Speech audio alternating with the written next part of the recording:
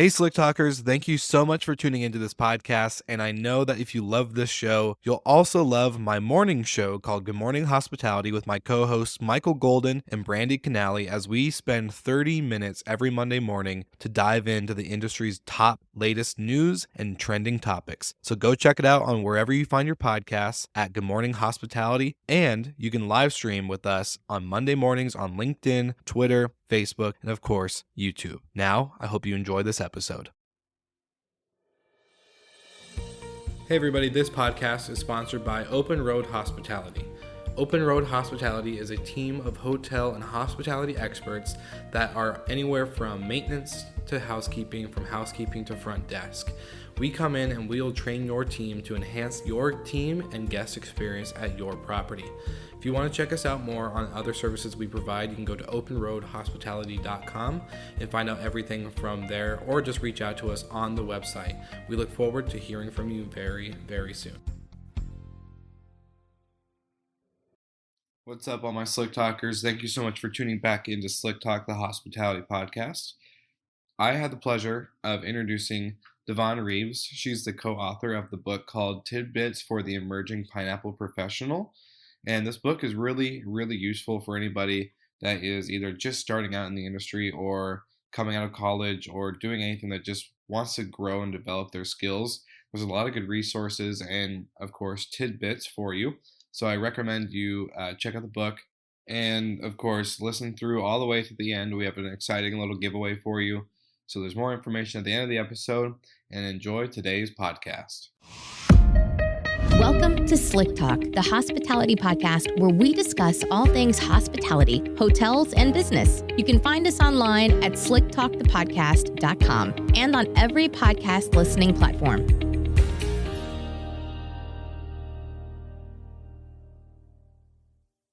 Well, thank you for having me, Will. I love your show. I'm a big fan. So kudos to you for your on the success of your podcast. Thank you. But background about myself, I've been in the hotel industry for over 10 years. I got my start off at the front desk at the iconic and famous Hyatt Regency Atlanta hotel, about 1,260 rooms. So that was the introduction to the hospitality space for me, and I fell in love with it. So I was there for about 6.5 years. Did task force, moved up, opened a couple hotels while working there. I'm sure you can understand task force being in operations. Yep. After about 6.5 years, I knew that I wanted to stay in the hotel space, but I wanted to get out of operations. So I took a chance and I took a risk. It was my first risk. I worked for, at the time it was Panther Hospitality, now it's Horwath HTL. And I did a non-paid internship for about 3 to 6 months. And because I wanted to get my feet wet, I wanted to understand the transactional side. So I was working at Horwath HTL from 9 to 12. This was post-college. So from 9 to 12. And then I worked at the Hyatt at night from 1 until whenever, it's time to go. So I did that about 3 to 6 months, and I fell in love with hotel ownership. Working at Horwath HCL exposed me to the transactional side of the hotel space. So I learned about feasibility studies, introduction to asset management, and hotel development consulting. I was there for about 2 years, great company. I was small at the time, and I wanted to work with a larger company. So I came upon CHM Warnick. CHM Warnick is the largest third-party hotel asset management company in the country. And so it was my first time ever, living outside of Georgia since I moved down when I was a little girl from Philadelphia, and I moved to Boston. So that was my second big risk. Moved to Boston, never been to Boston except for the interview. Didn't have any family or friends in Boston, and fell in love with the company. I moved to Boston in the worst winter imaginable. It was like over 100 inches of snow. Wow. But, I know, right? And so Stayed there for about 2 years. I toughed it out. I could not take the snow anymore. It was too much. And moved back to Atlanta, Georgia after I left at CH&M Warner. Great company, learned so much about the industry and asset management. It's just a great company and great group of people, great group of intelligent people.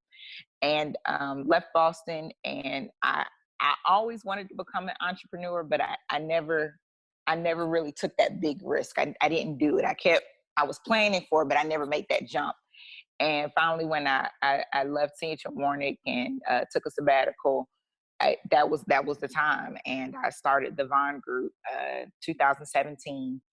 And I do market research and hotel development consulting. I work with new hotel owners. We focus on 200 rooms or less.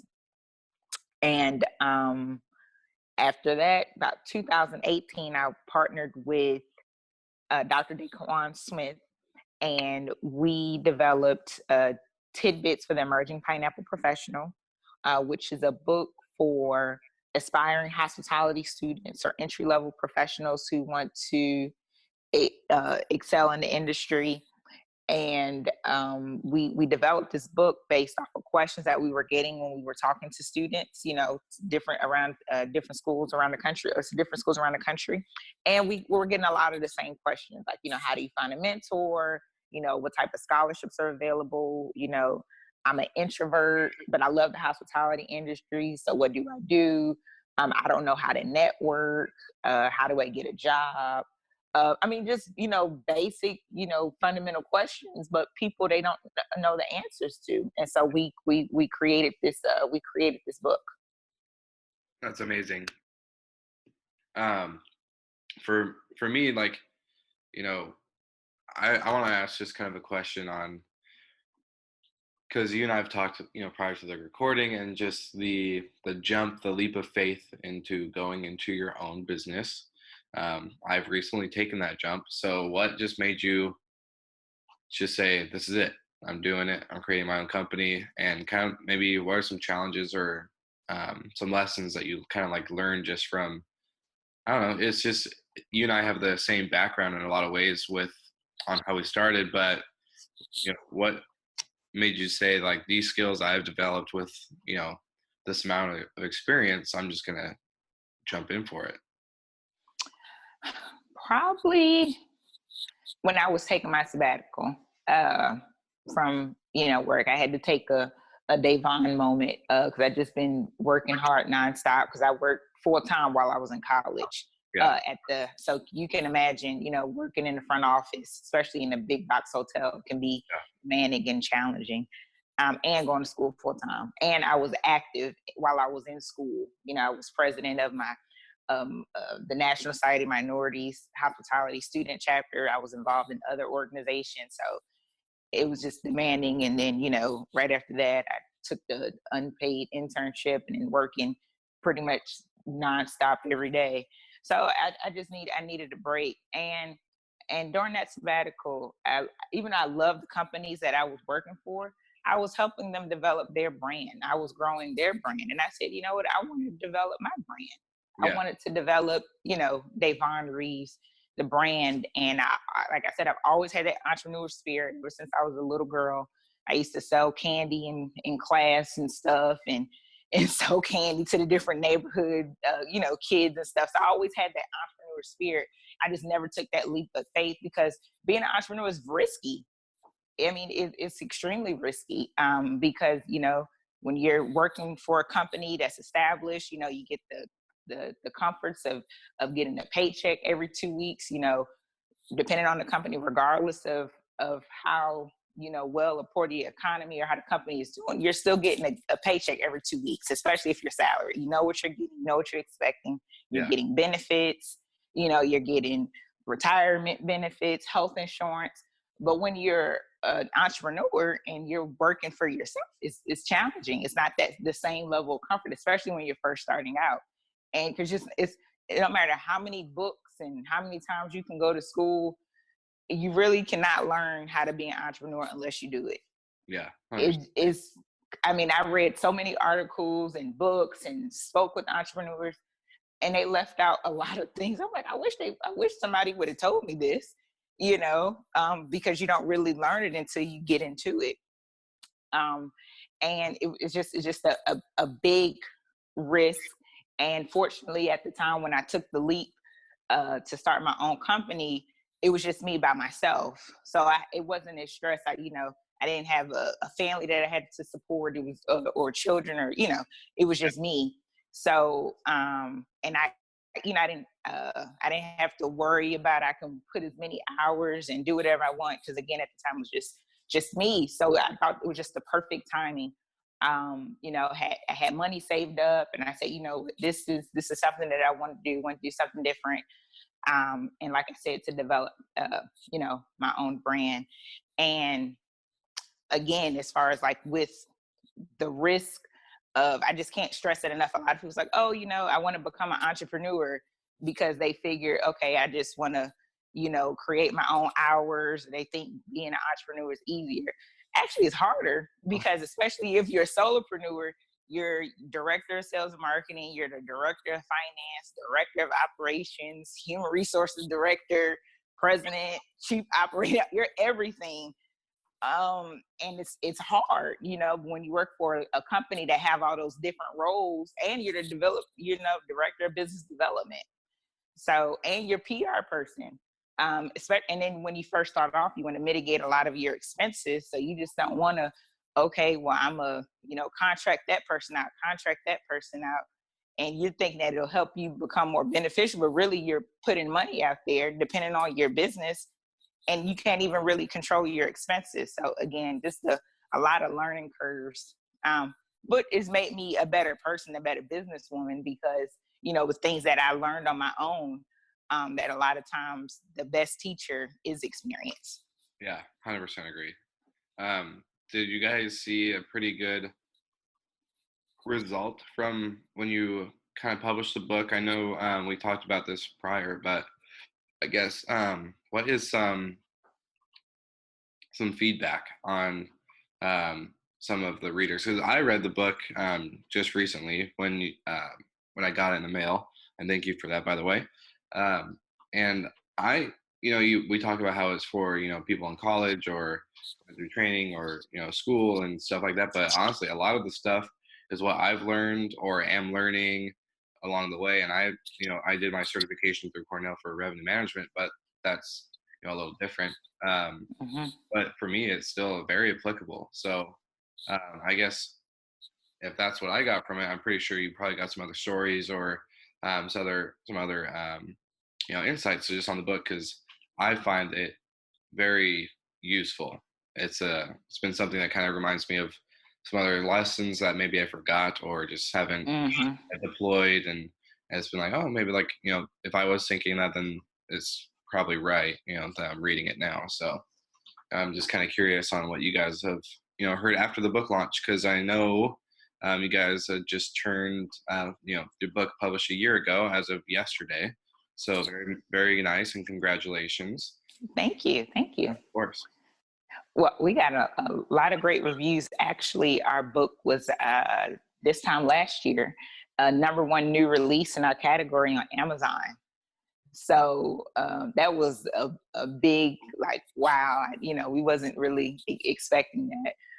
We weren't really expecting that, as far as, of course we want to be #1. Y'all want to be #1. Yeah. It's like you're #1. You're like, oh my gosh, we're #1. So, but it was a lot of great reviews, a lot of positive reviews. Probably the review that stuck with me the most was actually one of my interns. He mentioned that what clicked with him was the mentorship piece. Yeah. And he's a great intern, great person. And he just mentioned that he always wanted to do stuff for others. Like, if a mentor say, hey, I want to build this, I want to help you. He felt like, well, I got to do something for you because you're helping me. And so we talk about that in the book. Like, a mentorship is a win-win, relationship. It's not like it's a give and take. And the best mentorships are when it's organic. Yeah. And so that's what we talk about in the book. Because a lot of times, a lot of people, they don't know how to find a mentor. And really the mentors are right in front of them. It's just that they don't realize that because they think it's some type of formality. And so after he read the book and I was telling him that, because I was mentoring him and he felt like, well, I have to do something for you. And I said, you're interning for me.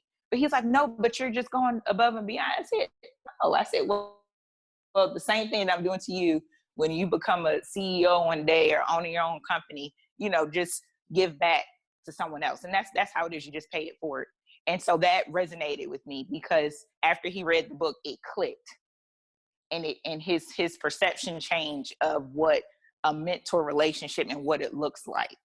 And so I felt like, wow, he actually listened, it made sense. And then, when I speak to students and after they read the book, they'll come back to me on LinkedIn. It's like, oh, I really enjoyed your book. Can you come back and talk about it again? I needed help on how to network. And we also talk about different stories. The last chapter in the book, chapter 10, we reached out to some of our industry friends, millennial, and they talked about, they gave their tidbits. So not only was it Daquan and I, we're sharing our tidbits, it was other industry professionals that were sharing their stories on, what you can do. And one of the stories was you should have your own, board of directors. You should have someone who can help you navigate the world or navigate your professional world. And so stuff like that stuck with me. And it also and it's good to see that it stuck with the different students and it actually helped them, because that was the goal of the book. I wish I had a book like this when I started out in college. Yeah. Like I wish someone said, it was like, here's the guide, instead of me trying to figure out and trying to navigate it, don't know what questions to ask. Because you have a mentor, but you're like, okay, I don't know what to ask. I don't know what to do. And it's, you don't really get the full benefit of having that mentor, or developing that relationship. No, I 100% agree. And I think that's been the hardest part from my experience just in the industry, because I'm a very mentor-based person. Like I've always had a mentor, whether it was in life or going through other stuff. But like the hospitality industry is a little bit different. When I left my first job, my first hotel job, I left because I wasn't being mentored, and I specifically asked to be mentored, and I never received that. So I respected that and tried to find a place that I could. But I'm trying to, I guess for our industry, I think it's a little bit different. We're not in the same, I guess. I don't know. I've always believed that hospitality has always been a little bit slow, behind the times, when it comes to tech and development and all this other stuff. But do you think there's a lack of mentorship? And if so, do you think that maybe has to go into why there's a increase of millennials leaving the operations side of hotels and hospitality? You know what? That's a good point. That is a very good point. And actually, I agree with you on that, because a lot of times I think people think with the mentorship, like I said, it has to be formal. Yeah. And typically, I don't know how it was done, in your hotels that you worked in, where they would just assign you to someone. So you have to meet with this person like an hour every month, or they take you to lunch or something. So it's kind of awkward, and it's not really organic. And it's kind of like you feel like you're wasting their time. Mm-hmm. They probably thinking, okay, because it's not organic. It was like forced upon them. You know what I mean? And I think I've seen it where, a front office person will be partnered with someone, in engineering to be their mentor, but their goal is to be in sales and marketing. So it's kind of weird. It's like, well, why don't you, have that person, connect with someone within sales and marketing, so that that person feels like they're being heard, because I'm telling you, I want to be in sales and marketing. So now you're partnering with the director of sales, or maybe the associate director of sales. Yeah. And so developing that relationship, so that way, when it's that way, that person can coach you. Okay, well, this is what you need to do. This is how you can get into sales and marketing. These are the different paths in sales and marketing. This is what, maybe you can come shadow me. in building that relationship. And so to answer your question as far as why some millennials probably leaving the industry, probably some of that has to do with that, because they say, hey, I want to become a revenue manager or something. Mhm. And they reach out to their manager and say, hey, I really want to become a revenue manager. And that particular manager could be like, they're so focused, especially if they're depending on the department, they're so focused, like, okay, we'll help you, we'll do this, but they're so busy and they want you to focus on what you're doing as far as with your job, and they never really kind of help you Yeah. to get you where you need to go. You're like, okay, instead of saying, hey, okay, I understand you want to be a revenue manager, let me connect you with the revenue manager, maybe you can shadow that person with the day. And that way it's still kind of formal, but it's an introduction, and that way that person, those two people can kind of create their own relationship, because mentorship is very important. And some people aren't as aggressive, and to just go up to I'm pretty aggressive, so I didn't have a problem. If I knew I wanted to be in sales and marketing, I'd just go to the director of sales and marketing, like, hey, I want to be a director of sales and marketing one day, can I meet with you? But not everybody's like that. Yeah. So sometimes people need that little extra push. They don't know the direction. Some people, hey, I want to be, director of operations or a general manager. They may not think or not even know that, hey, they can actually go to a general manager of their hotel and say, hey, you know what? I want to become a general manager. What are the steps that I need to do? And that way the general manager can direct them to the right person. Yeah, definitely. Yeah. And to answer to your question, as far as millennials leaving the industry, some of it could be that, as far as they don't know which direction to go. And like I said, I just, when we were talking about this, I thought about when I was the front desk agent at the time at the Hyatt. I went up to Mark Hoplamazian, the CEO of Hyatt. I said, hey, I want to own a hotel one day. Nobody else went up to him, because pretty much everyone was pretty much scared, because it's the CEO of Hyatt. And I'm in college. I walked up to him, like, hey, I want to own a hotel one day. He was like, what? And I'm going to hold him to it. So listen, I hope he's listening, because I'm going to come up to him one day and say, hey, remember that Hyatt I told you I was going to own? But it's just that push, and just developing that relationship, and just knowing that there are options, and that people voices are being heard. I think that's why a lot of millennials are leaving the industry. One, I think it's because the long hours. Yeah. That's a big thing. I don't know if you've seen this. I know I've seen this during my career. Back in the old days, you had to work at least 12 to 14 hours, regardless how busy or slow the hotel was. You had to work it, right?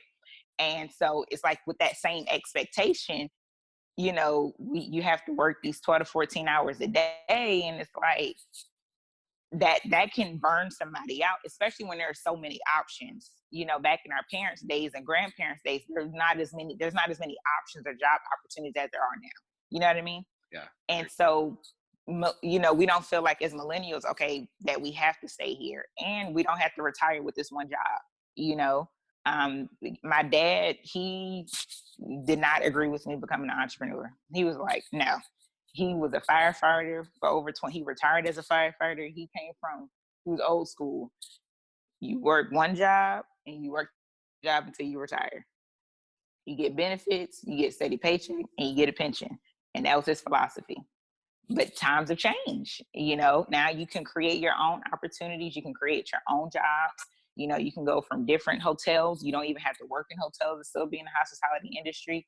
And I don't think people realize that a lot of people have options, and they don't even try to get to know their employees. It's they're so busy, and the constraints of owners, like, hey, we're so worried about the bottom line. Worried about the bottom line, that they forget about that there's people. Don't look at it as a line item of salaries and wages, but these are people.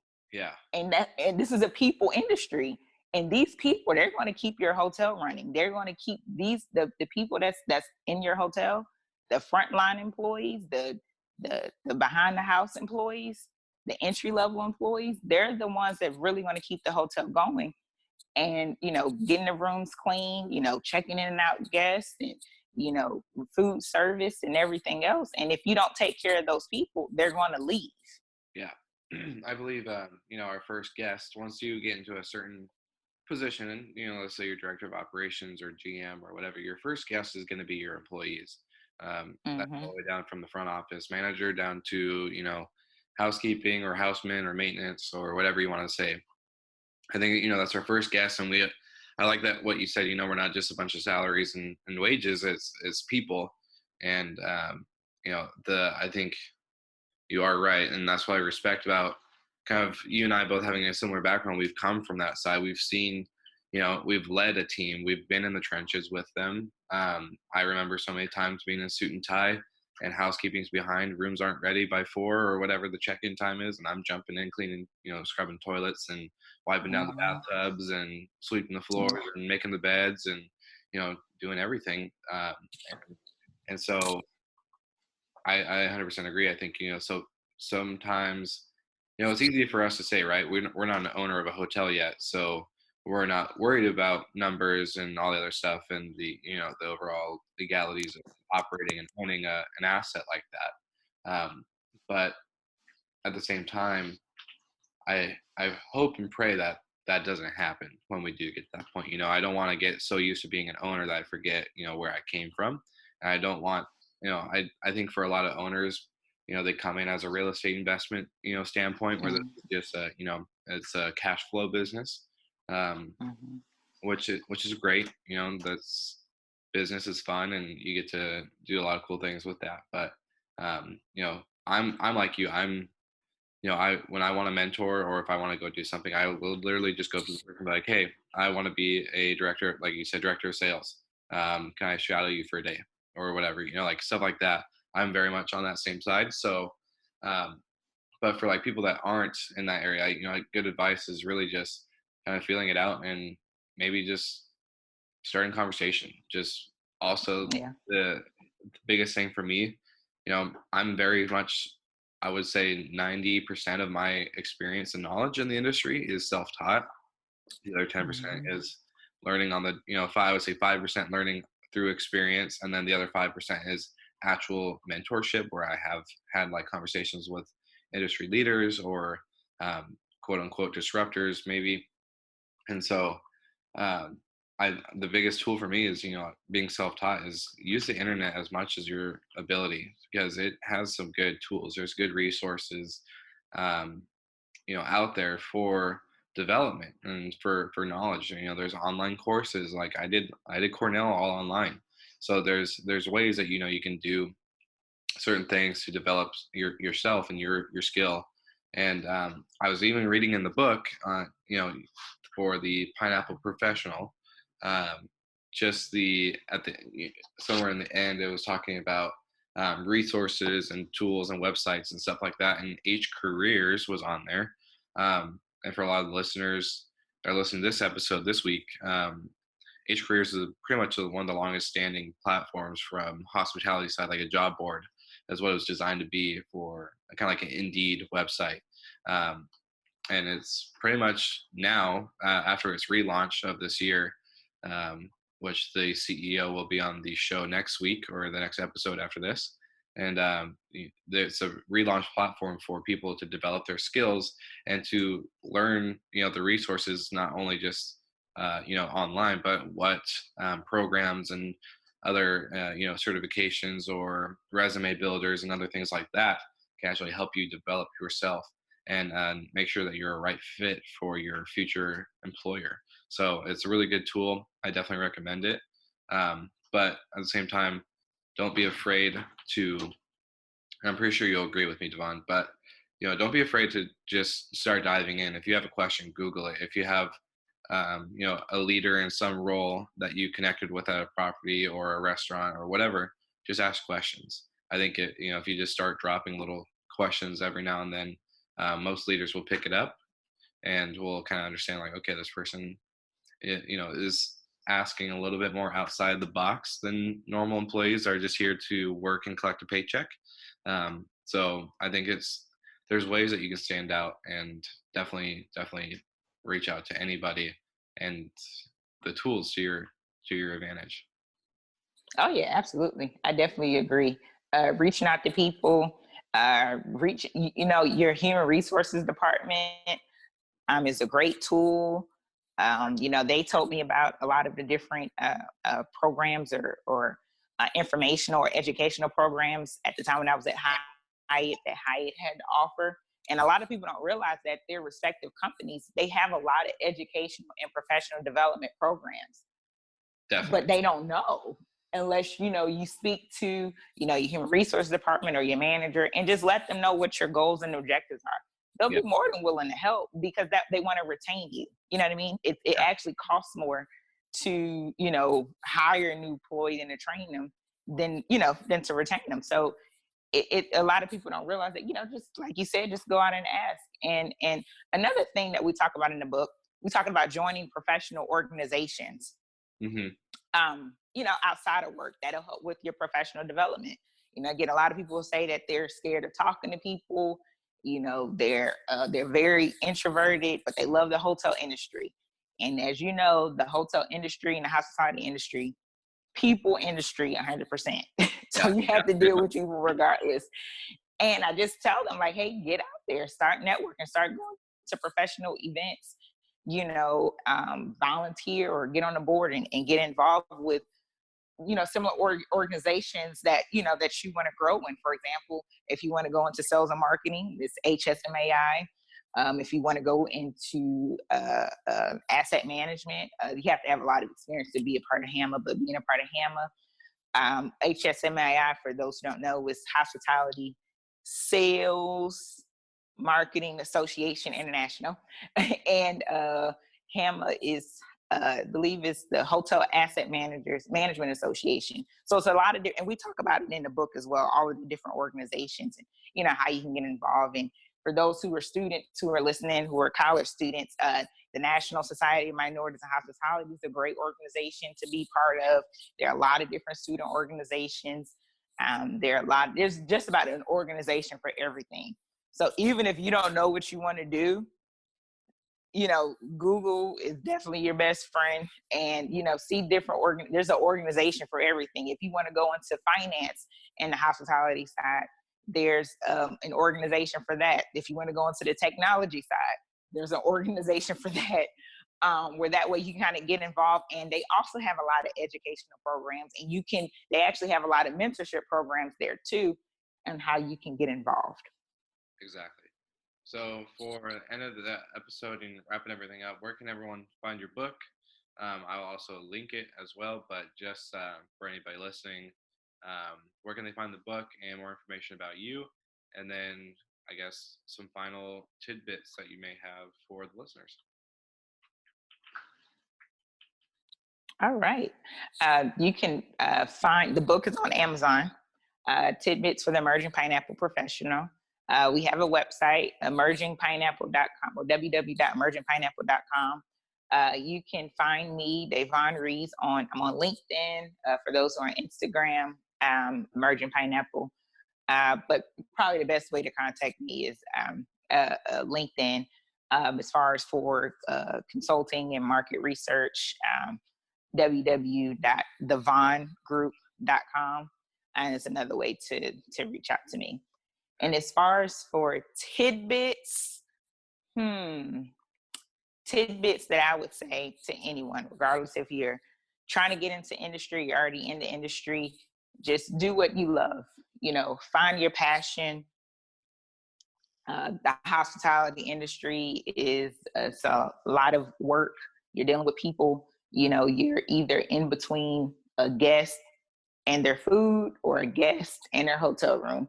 So either way, sometimes it can be a good or bad experience. But our job as being in the industry is make it the best experience as possible.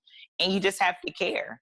I find out when you actually care about what you do and you care about the guests, it make things a lot easier. But the most important thing is to have passion in what you do. Because if you don't have passion in what you do, you're not going to give it your all. 100% agree. 100% agree.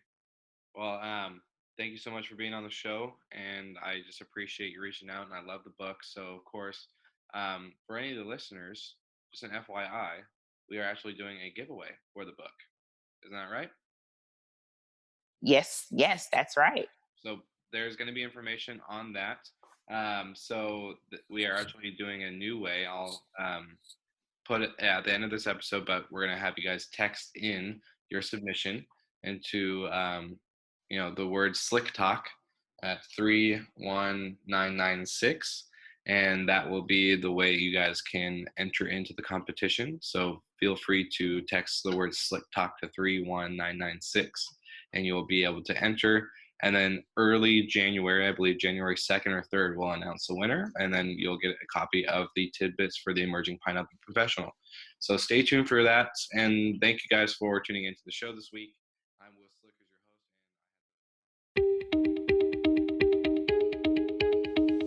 Thank you so much for listening. We love your support and want to provide the best we can to all our listeners. So please find us online, social media, and on Spotify, Apple Podcast, and Google Podcast.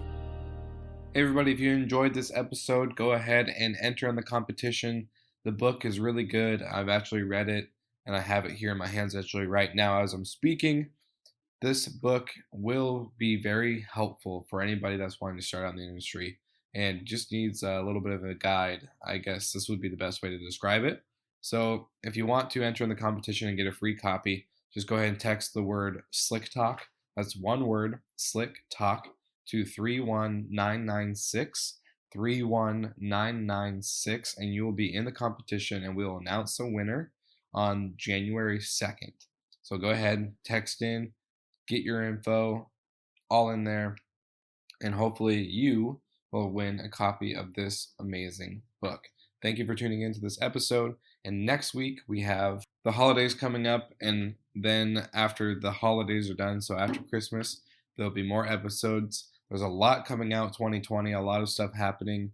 So enjoy the holidays with your family. I will be doing that as well. So please just take that time and enjoy it. And then, of course, right after that, entering into the new year, we got more episodes coming, all scheduled, ready to go, and I hope you guys really enjoy.